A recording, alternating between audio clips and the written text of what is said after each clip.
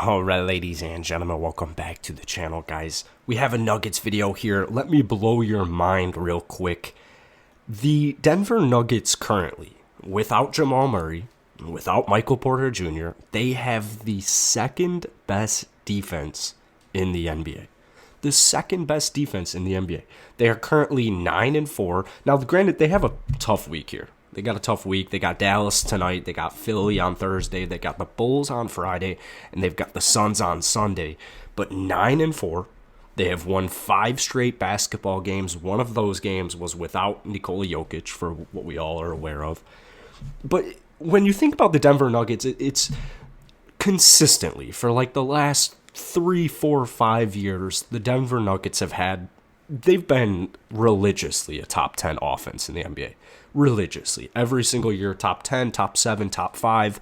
Offensively, Denver, ever since they got Jokic, ever since they got Murray, they're clicking on offense. When they acquired Aaron Gordon at the deadline last year, a ton of people were confused.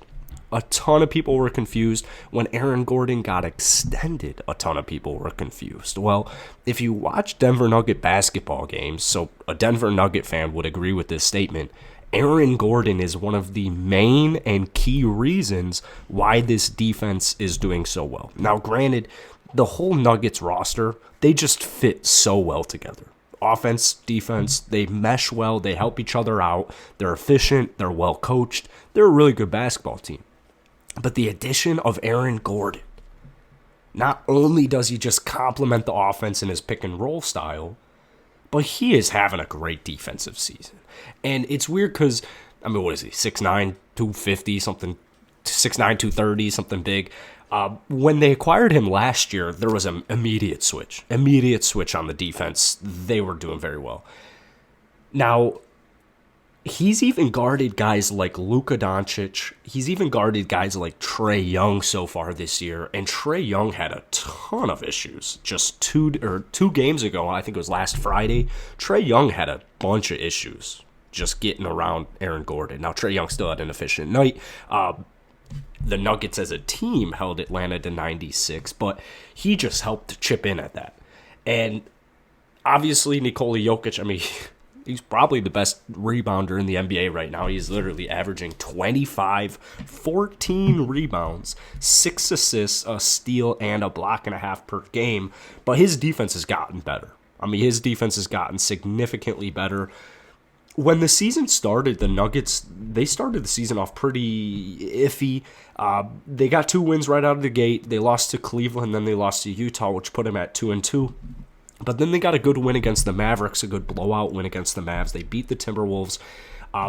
That's where they got the 2 back-to-back losses against the Grizzlies right after that, which put them at 4-4. Something that's underrated about this Denver team is the bench. And we'll talk about the bench a little bit later on. But the bench is having a huge impact on the games right now. A lot has to do with it with a guy named Bones Highland, which we'll talk about here in just a second. But Nikola Jokic, Aaron Gordon, they're meshing very well. Nikola, he doesn't have to rely on drop coverage nearly as much. His decision making has always been solid. Offensively, I think we're all very familiar with how good of a decision maker he is. Defensively, I think in recent years, but most recently this year, his decision making on defense, he's just faster, he's quick, he's just looking like a MVP candidate. He's looking like MVP right now. He's looking like a back-to-back MVP player. He's averaging 14 rebounds per game. He's doing phenomenal. Now, it's not just Nikola, and it's not just Aaron Gordon. Obviously, like I said, Jamal Murray, he's been out the whole year. Now, Michael Porter Jr., he's played 9 games or so this season. He's shooting horribly. When he returns from his back injury, which I believe there still is no ETA on, which is not good, MPJ, he's got a bunch of injury issues. But when he comes back and when he is healthy, he's not going to be averaging 10 points per game. So this team is only going to get better and better and better. Will Barton, in the absence of Jamal Murray, has done phenomenal. His game style, the way he plays, is a lot more similar to Jamal Murray. Is pretty similar to Jamal Murray. Will Barton on the season, if you bump up his 4.7 average rebounding. He's averaging 16 points per game, 5 rebounds, and 4 assists on 48% shooting and over 40% from downtown. And as we're all aware, Will Barton defensively on the perimeter is a lock. I mean, he's an absolute stick. So they're kind of being led by these 3 guys in both categories of the ball, but Will Barton has done a phenomenal job keeping up with the scoring without Michael Porter Jr. out there and without Jamal Murray. Now, some of the guys on the bench are really struggling. Or I shouldn't say really struggling, and I shouldn't say some. I should say Austin Rivers on the bench is really struggling. And if you look at the first 6 or so games of the Nuggets season, their bench was playing horrible. I think that was, the starters were playing maybe a little bit worse than they're playing right now, though, because they're just getting better and better as the games go on, as the weeks go by. But man, the bench was doing bad. I mean, Austin Rivers is, I think he's averaging 1.9 points per game. He's shooting less than 15% from downtown. He's shooting less than 30% from the field. He'll figure it out soon. But Bones Hyland has just stepped up.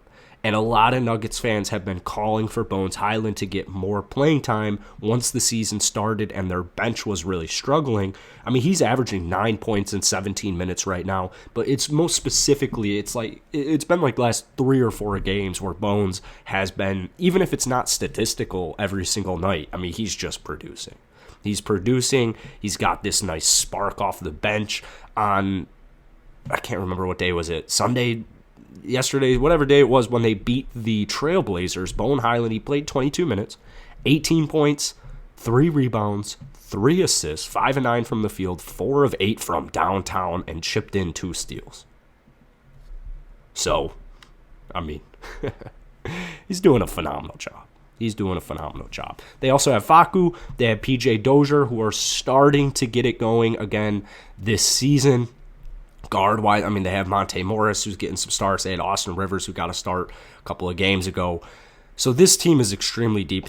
They're not going to blow you away statistically every single night. They scored 124 yesterday against the Portland Trailblazers. I mean, Aaron had 11. Jeff Green had 5. Jokic, he was really the bulk, 28, 9, and 9. Monte Morris had a really good game, 15, 7, and 4. Austin had 2. JaMychal Green had 12. PJ 12, Facu 13. So it's every single night, every single game, they're just all chipping in.